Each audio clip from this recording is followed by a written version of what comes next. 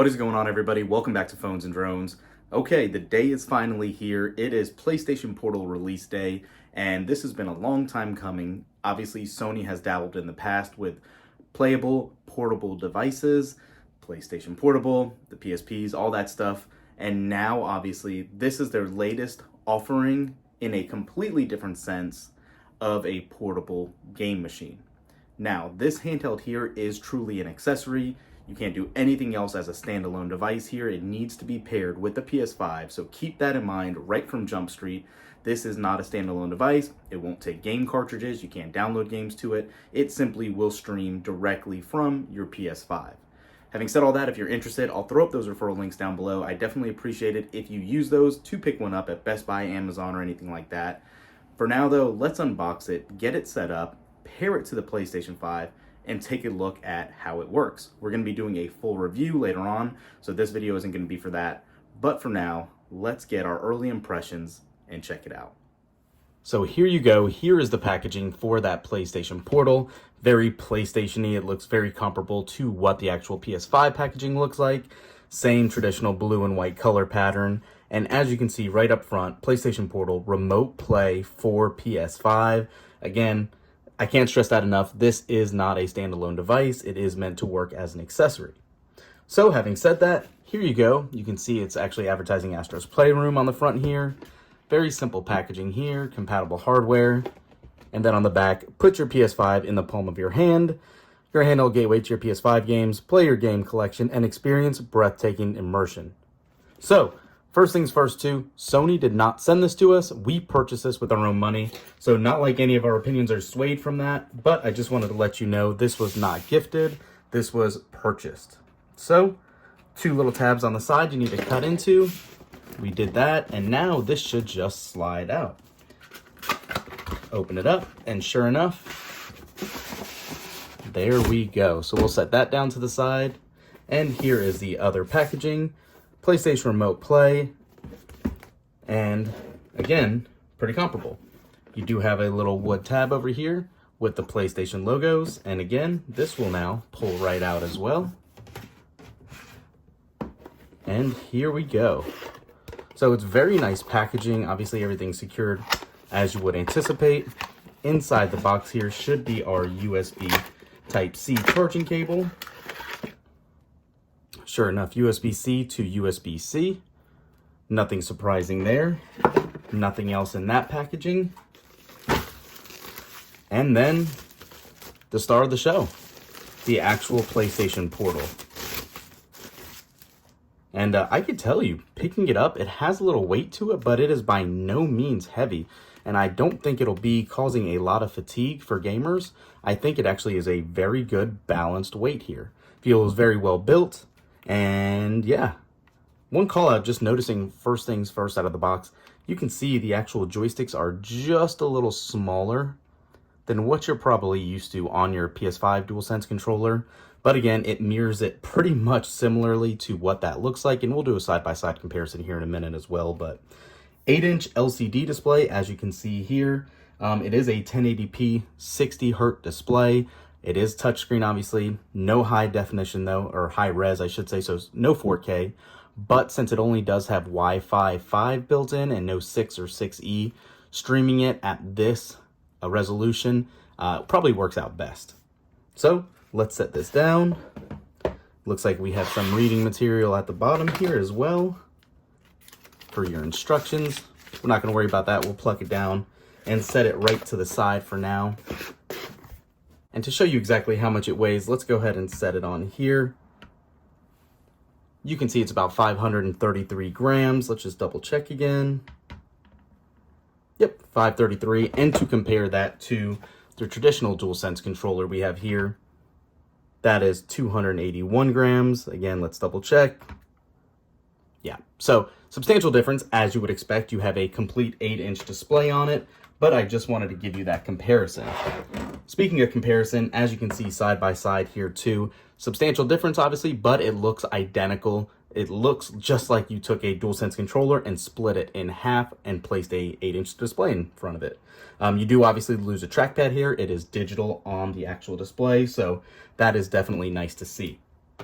One of the odd admissions here, though, is Bluetooth. There is no Bluetooth connection here, unfortunately. It simply uses that new PlayStation Link that they came out with. So you can't use any pair of Bluetooth headphones, which is definitely kind of strange to me personally, but a call out nonetheless. So you do have an auxiliary port here if you want to use some wire headphones with the USB-C connector at the bottom. But just keep in mind, no traditional Bluetooth in that sense. You do have a mic at the bottom and a mic up top here as well. Volume buttons, your top firing speakers as well that supposedly sound really good.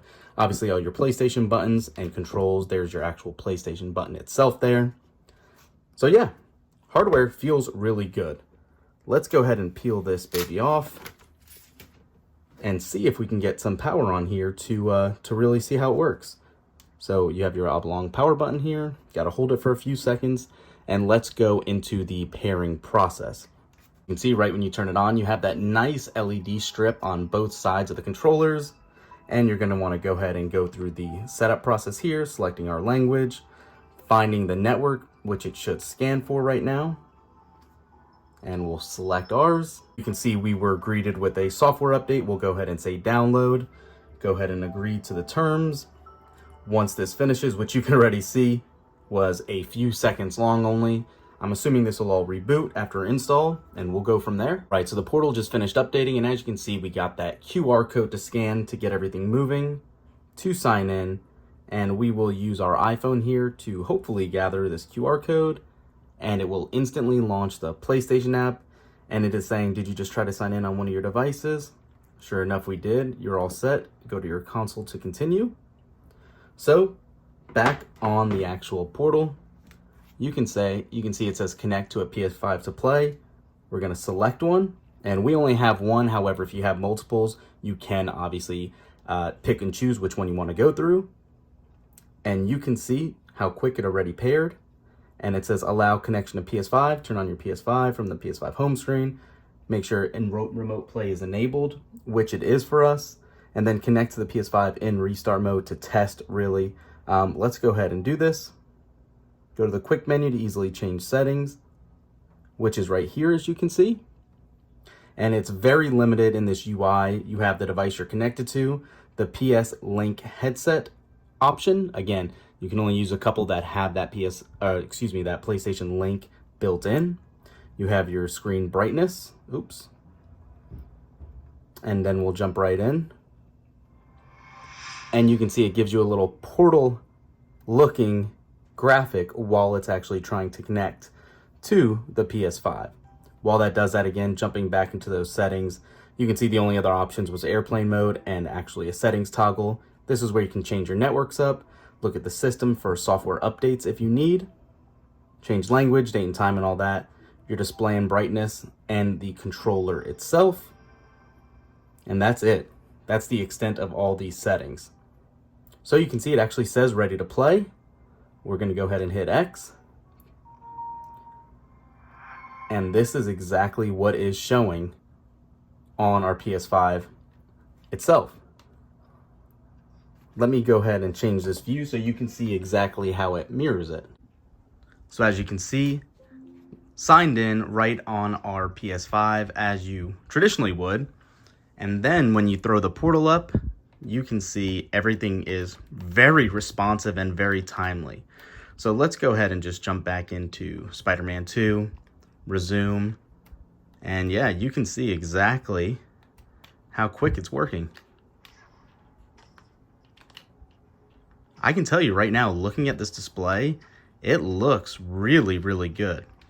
So obviously all your graphics and everything that you're doing is going to be kind of hindered or helped by your Wi-Fi network. So if you have a strong Wi-Fi connection, you will obviously see more of a seamless operation here on that display than you would with kind of a janky network.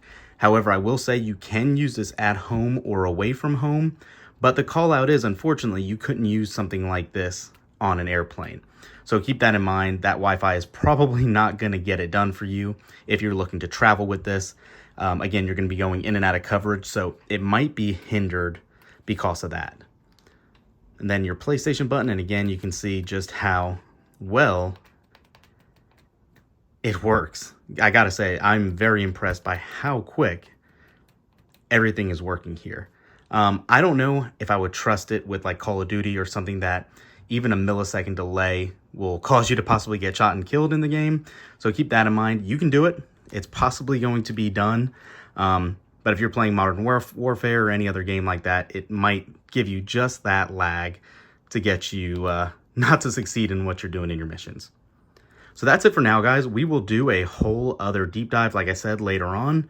Thumbs up this video, subscribe to the channel if you want to see that. And also make sure if you pick one of these babies up, you use that referral link down below.